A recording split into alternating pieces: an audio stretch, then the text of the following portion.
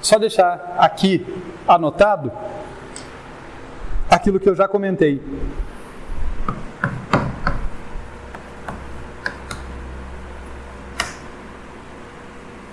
Para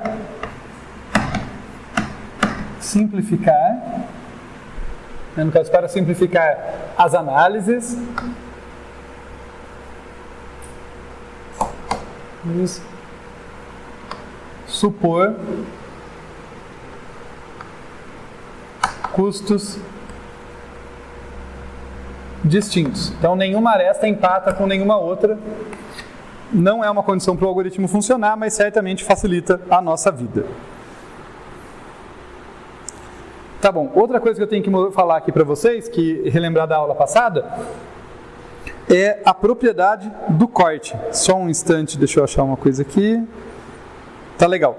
A propriedade do corte, de novo conectando com aulas anteriores, né? Em toda aula de algoritmo guloso, a gente teve que achar um critério guloso que era o coração do nosso algoritmo, né? A gente teve que pegar um critério, a gente propunha mais do que um muitas vezes, testava ali com alguns exemplos, via qual que sobrevivia, qual que dava de fato uma solução melhor do que os outros, apostava nele e depois tinha algum argumento da demonstração mesmo, normalmente algum argumento de troca, né? Eu supunha que o cara que tinha uma solução ótima, que não usava o critério guloso e mostrava que na verdade ela estava equivocada ou que eu conseguia transformar ela na solução com o algoritmo guloso.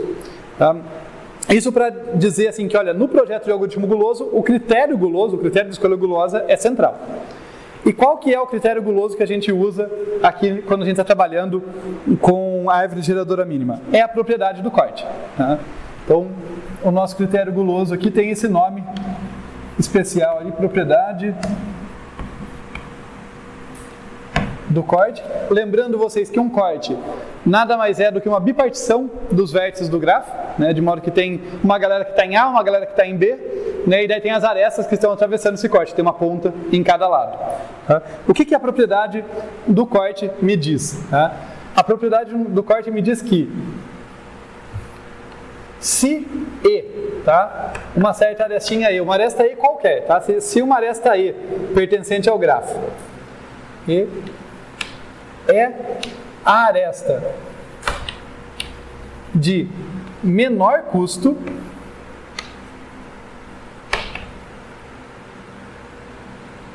em delta A, e daí deixa eu elaborar melhor para ficar bem claro para vocês. Que eu estou falando, tirei do nada um conjunto A, né? Então, se E é a aresta de menor custo em delta A, entre parênteses aqui, ó, sendo AB um corte. Tá?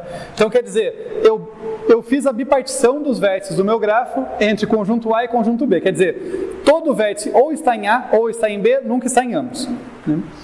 E o que é delta A aqui? Né? Delta A é a fronteira do corte. São justamente o conjunto de arestas que tem uma ponta em A e uma ponta fora de A. Tá? E eu estou falando que E é a aresta de menor custo que está ali. Tá? Eu vou até fazer o desenho, que eu acho que ele ajuda bastante. Imagina que eu tenho aqui o meu A, tá? Daí aqui eu tenho B, e E, sei lá, E igual ao V, só para dar nome para os extremos. Dentre todas as arestas que atravessam aqui, pode ter várias, tá? Pode ter um monte de arestinhas que atravessam aqui, eu não estou limitando isso. Ela é a de menor custo. Essa aresta E é especial, que ela é a de menor custo. Então, se E é a aresta de menor custo em delta A, então E está na árvore geradora mínima. Tá? E essa propriedade a gente provou na aula passada, então eu não vou provar de novo, só vou dar a intuição aqui para as coisas não ficarem jogadas. Tá? Então, dando a intuição do porquê disso, né? Por que eu posso garantir isso? Basicamente, porque a árvore geradora mínima tem que ser uma árvore, quer dizer, tem que ser conexa, e ela tem que ser geradora, tem que atingir todos os vértices. Então a árvore geradora mínima tem que atravessar esse corte, né?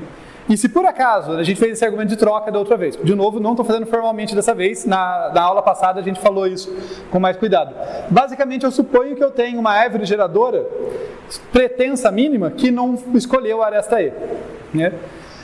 Eu posso trocar essa aresta com uma outra aresta aqui dela que atravessava esse corte, escolher com cuidado essa aresta, e daí eu vou conseguir uma árvore de custo menor. Ou, indo mais intuitivamente ainda, sem entrar no argumento, basicamente qualquer árvore geradora vai ter que atravessar esse corte.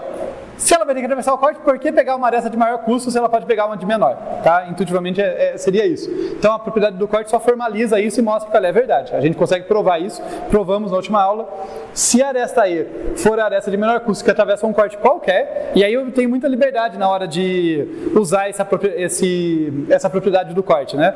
Porque qualquer corte que eu encontrar, olhar para as arestas dele, a aresta de menor custo daquele corte, que atravessa aquele corte, vai estar na árvore geradora mínima. Ok? Só uma observação a mais. De novo, eu falo na árvore geradora mínima, porque eu estou supondo que, para simplificar as análises, os custos são distintos. Tá? Existe uma versão da propriedade do corte na ausência daquela suposição. Daí eu teria que dizer que uma aresta de menor custo que atravessa o corte estará.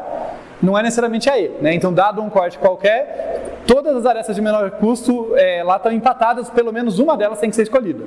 Tá? Dado um corte, eu nunca vou garantir que mais do que uma tem que ser escolhida, mas uma tem que ser, porque senão perde a conectividade, e na ausência de empates, é a de menor custo que é escolhida sempre.